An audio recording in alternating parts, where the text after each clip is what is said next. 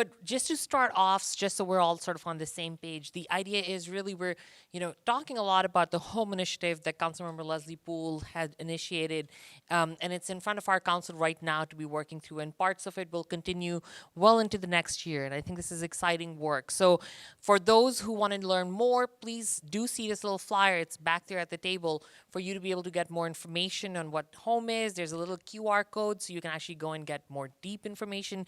But really, the basic point of this is that for affordable, for homeowners and renters in our community, we're trying to create more affordable starter homes for first-time home buyers and increasing our housing supply so that we're able to drive down rent and sales price for a lot of homes in our community.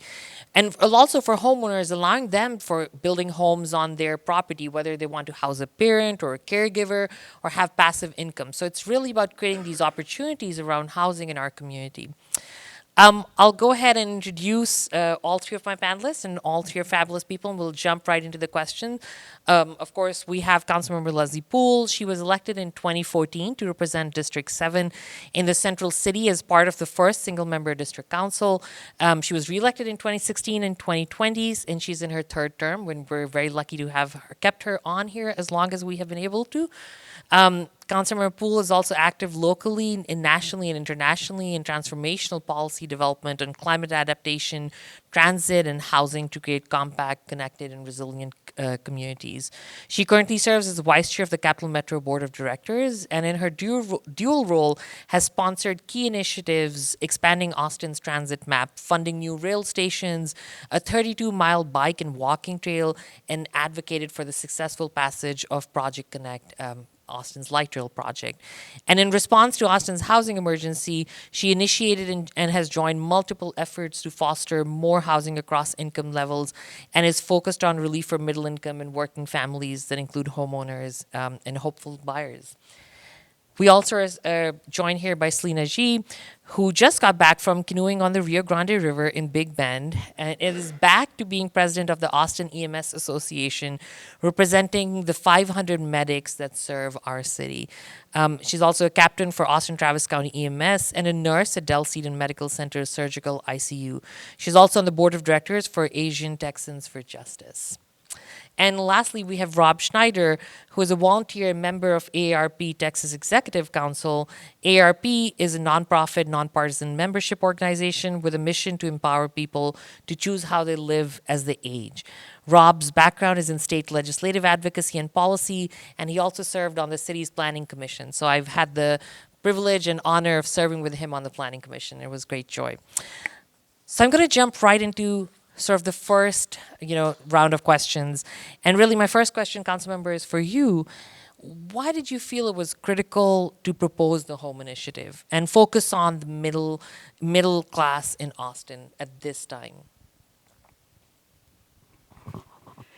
Awais, thanks for that great question, and let me thank everybody who's here and the folks who worked with my team to get all of this organized. It was a important for us to bring everybody together to have this conversation so that you all can help us with the advocacy and the information and the clear and accurate information to help get it out into the community. That will really be an important piece of the work that we do between now and December 7. When I ran for council in 2014, I focused on the everyday needs of Austin's middle-class households, and I remain firmly rooted in that ground. We have tried on the council, I've been on the council for 8.5, 9 years. We tried a lot of different things in order to lower the costs of rents and to make homes more affordable for people, attainable for people. And it seemed like we were just kind of nibbling around the edges, that the work that we were doing wasn't having the large scale impacts that I certainly was looking for. And so when we were looking with this new council, what new approaches would we take? We went back to some initiatives that we did not pick up on before under Code Next, but we had talked about them. And one was the 3 by right and a small lot size. And it felt like the time was right to bring them back in a different way. do things bit by bit, not everything everywhere all at once, but do it in a way that was sequenced and cadenced so that the community, the public would understand what we are attempting to do. So taking things in smaller chunks, we have had really good success, I think, in moving forward different initiatives. And of course, the world has changed since 2020 and coming out of the pandemic. People are working differently. People are looking for different things in where they live and recreate and raise their families. And I feel like this is one more opportunity for us to try to bring it home. We've got to find a way to be able to provide attainably priced places for people to live. And so that's what home is for me. And we've combined with additional incentives, initiatives that we've brought today, we successfully passed a removal of parking minimums. And we also looked at an initiative to make it easier to relocate homes rather than demolish them. So I think with this toolkit of different initiatives, we may be able to deliver attainable housing for more people in Austin so that more people can continue to live here and more people can come and raise their families and make a life in the city that we love so much. I appreciate this. I have to say, this lady's being humble. She has done a lot of great work. In the past year, she's been on council, big supporter of our affordable housing bonds, and the twice times that she's been on there, both in 2018 and then 2020, she's been a big champion of affordable housing and just housing initiatives in the city. So a big thank you to her, honestly, for her leadership. Selena, I'll go to you next. And, as the president of the Austin EMS Association, why do you think that strategies such as the Home Initiative are important to your members and other critical workers in our community? I started getting involved in looking at housing when, for the past 2 years, we've been trying to secure a contract for wages with the city of Austin. And one of the questions we asked is just about affordability, about rent, about mortgages, about where folks live. And what we found, which I think was really shocking to all of our board, is that over 70% of our medics can't even afford to live in Travis County. And we actually did a heat map of where folks live, and we have a ton of people in San Antonio, in Canyon Lake, up to Waco, and very far west, and folks live up to 2.5 hours away. And we also started noticing that people are actually leaving EMS in Austin because the commute is just making the job not worth it. So there are many people that have told me that they would like to stay to work for Austin Travis County EMS, but they simply can't afford to anymore, especially if they have to choose between healthcare or childcare options. And we also heard when we were out recruiting, so EMS is the shortest of all three public safety agencies. We're still around 20% short, which is actually an improvement. We also know that police department is very short as well. And when we are out recruiting, what we hear is, especially after he passed his contract, that the wages have improved. But then when they look at how much it costs to actually move here, then they're like, oh, I'd rather go somewhere else with a lower cost of living, and the wages match up a little bit better with the cost of living. And so just the inaffordability has been a really difficult, is really increasing our retention issues and also making it so much more difficult to recruit really high quality folks to work here. The other thing is that the fact that over 70% of our folks don't live in Austin, they work for the city. I really wish that they were able to vote for the policies that affect them, but they're not able to. And so in a lot of ways, a lot of the people that are running emergency calls, are really disenfranchised from having a say in the community that they serve, and their employer. And then the final thing I'll say is that it's the fact that so many of our folks live outside of Austin, it actually has changed the way that we do our work. We have two types of shifts. You can either work a 12-hour shift or a 24-hour shift. And the 24-hour shifts, because of how many people have moved here, we haven't been able to keep up with the ambulances that we need for the city because we haven't been able to staff them. And so our medics overwhelmingly prefer working 24-hour shifts, even though they're very grueling right now because our call volume is so high. But they prefer to work 24-hour shifts because then that means they only have to commute twice a week into the city as opposed to commuting 4 times a week. And so they're choosing to have a much harder life, honestly, when they're working, simply because the commute is so bad and because of the affordability issues. And I've just talked to so many medics who, I've been working with them.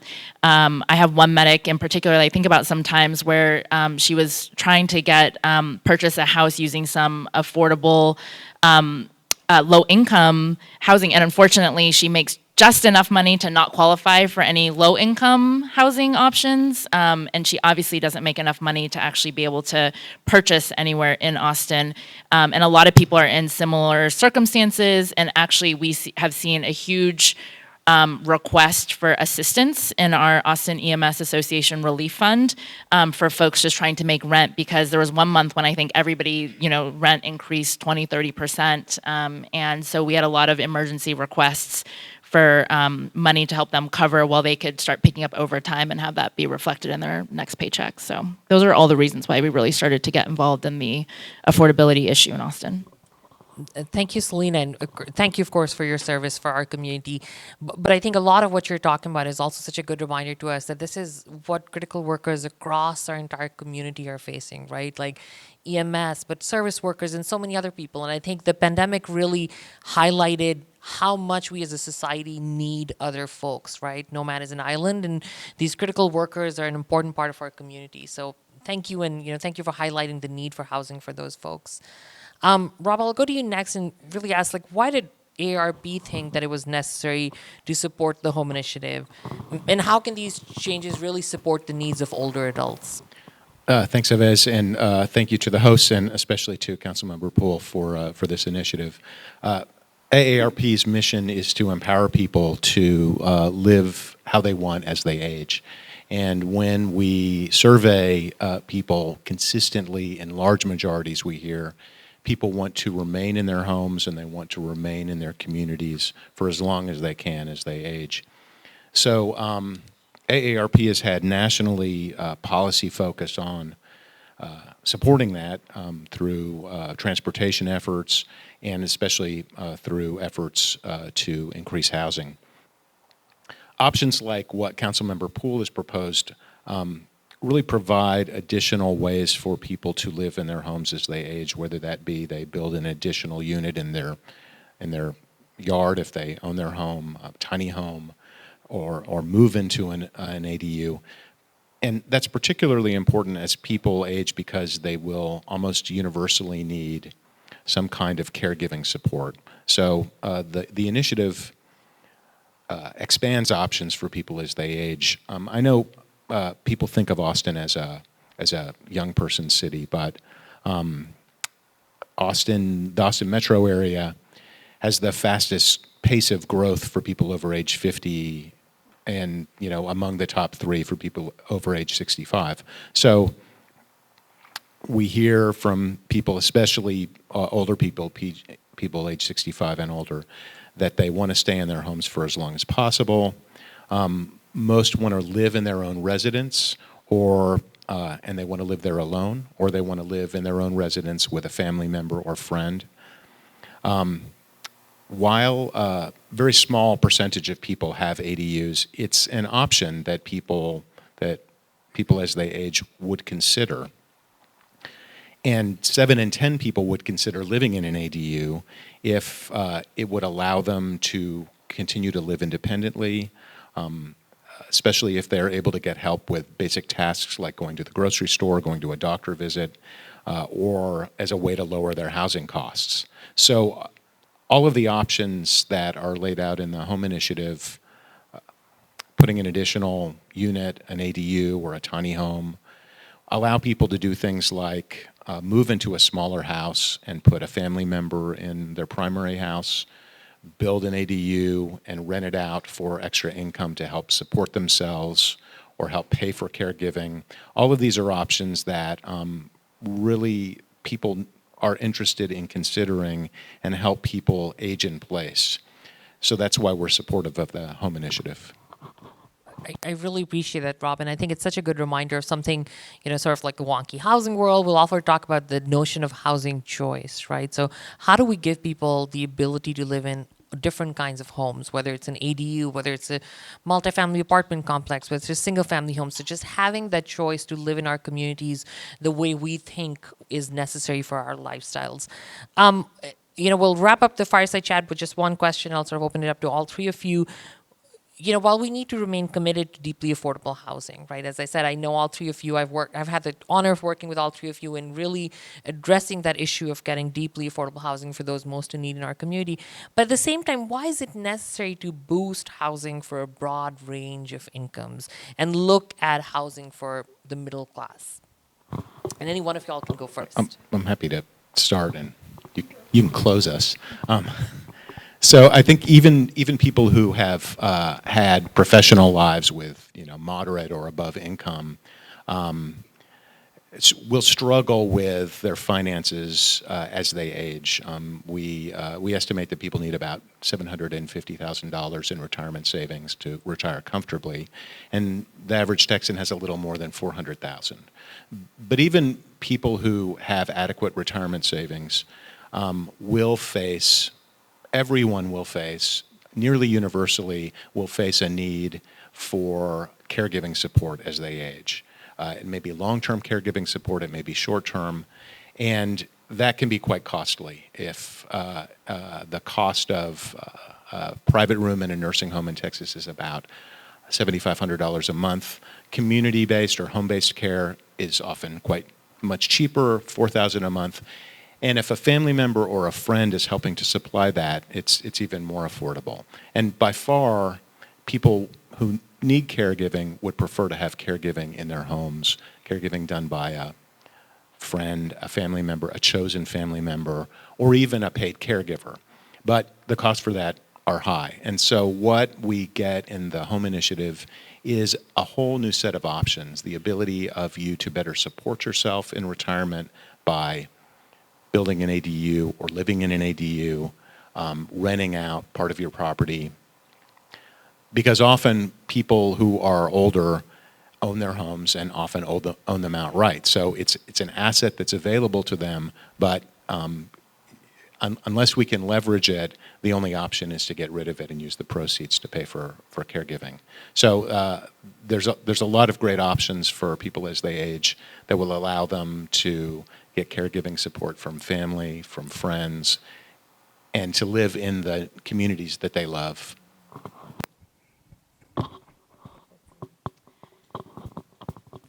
I totally agree that we need deeply affordable housing. I think a lot of the patients that we do see are on that edge, that are, living with family on a couch, and they're very close to being homeless, and, their family members about to be evicted, so they will also be homeless. So it's absolutely crucial in this community that we have deeply affordable housing.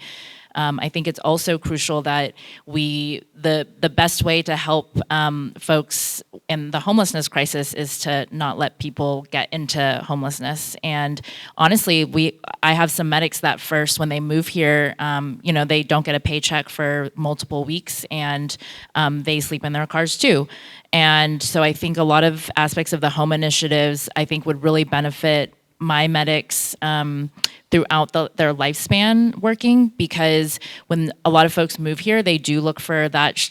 They do look to have multiple roommates in a large house. We have a lot of medics that share housing with a bunch of other medics. And then we also know that folks want to, build a family here. And I've had multiple people leave Austin because they just didn't think that it would be possible to raise a family here with how expensive housing is. And so for our really young folks that are, early 20s, to be able to live with many other people, to make housing as cheap as possible, and then to have starter homes, and then to graduate slowly, I just think is really important for all professionals. Like you said, I know that the teachers have tried to attack it with some bonds, and I know that a lot of professionals in our salary bracket are really struggling to think about the next steps and not wanting to move away just because they can't afford to have a few kids in Austin.